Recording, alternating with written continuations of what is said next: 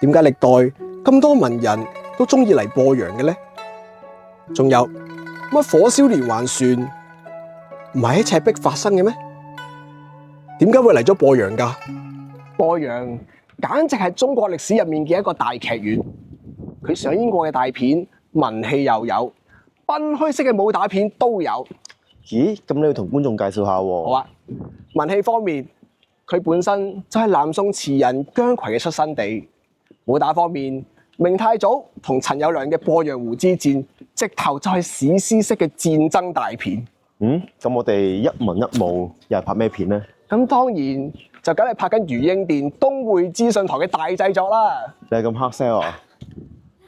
鄱陽縣喺春秋時代已經係楚國重要嘅城邑，去到東漢就正式被命名為鄱陽。呢2000年嚟，鄱陽一直係江西東面嘅政治、經濟同文化重心，所以歷史上被吸引過嚟嘅文人雅士相當之多。唐朝嘅李白、白居易，宋代嘅范仲淹、蘇東坡都曾經喺度留低過足跡。呢座鄱陽樓雖然係出自現代人嘅手筆，不過當我哋登臨樓閣，望到遠方繁華嘅市區，文英嘅心情都一下子變得同古人一樣，發思古之幽情。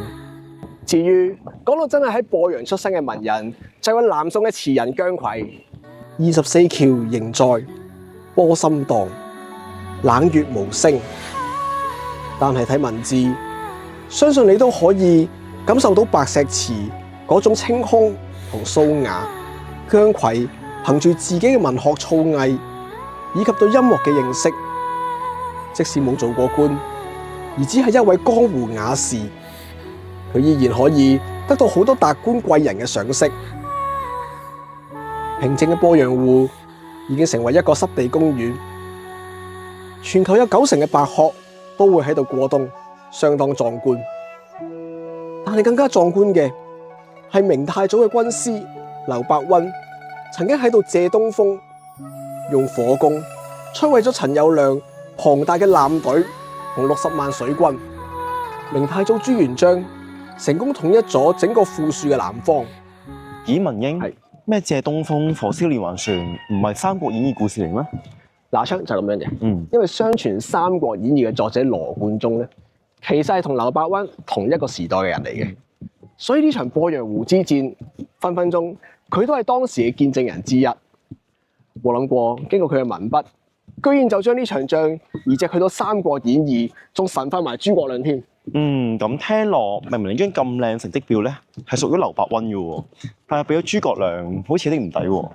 冇辦法啦，鄱陽嘅菜式一方面承繼住揚州菜清爽、酥脆、鮮辣嘅特點，同時又受惠於水質優越嘅鄱陽湖，於是就構成咗佢獨特嘅飲食風格。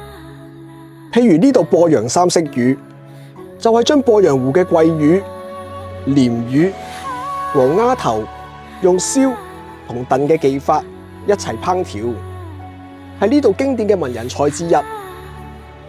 至於如果你話想睇下鄱陽好現代化、好熱鬧嘅一面，咁當然都有啦。你自己又中意鄱陽邊一個面相呢？